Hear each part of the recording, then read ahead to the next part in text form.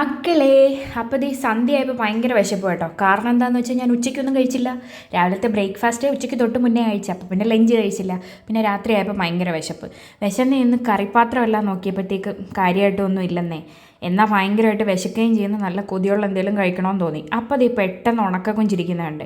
അപ്പോൾ പിന്നെ ഈ റെസിപ്പിയും കൊണ്ടാക്കിയേക്കാമെന്ന് വിചാരിച്ച്. ഈ റെസിപ്പി ആരുടെയാണെന്ന് ചോദിച്ചാൽ എൻ്റെ ഫ്രണ്ട് പ്രിനീയുടെ അമ്മ ഷീലാമ്മയുടെ കേട്ടോ. ഷീലാമ്മ എനിക്ക് ഡയറക്റ്റ് ഒന്നും പറഞ്ഞു തന്നിട്ടില്ല. ഷീലാമ്മ അവൾക്ക് കോളേജിൽ കൊടുത്തുവിടുന്ന പൊതികളിലുള്ളൊരു കറിയാണ്. അതിൽ നിന്ന് ഞാൻ ഊഹിച്ചെടുത്തതാണ് കേട്ടോ.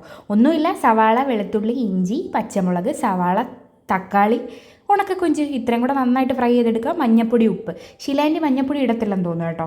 പ്ലെയിനായിട്ടായിരുന്നു കൊടുത്തു വിടുന്നത്. ഇതേ ആദ്യത്തെ പങ്ക് ഗോക്കപ്പന് കൊടുത്തിട്ടുണ്ട്. പിന്നെ കൊഞ്ചൊക്കെയാണ് എല്ലാവരും ധാരാളം വെളുത്തുള്ളിയൊക്കെ ചേർത്തോ കേട്ടോ. നമ്മൾ ചുറ്റുമുള്ളവരെ ബുദ്ധിമുട്ടിക്കാൻ പാടില്ല. പിന്നെ നിറയെ ചൂട് കൊഞ്ചും ഇത്തിരി തൈരും ഇത്തിരി ചോറൂടെ എടുത്ത് കൊഞ്ച് നിറയെ മുക്കിയതേ ഒരു ഉരുള അങ്ങോട്ട് കഴിക്കുക.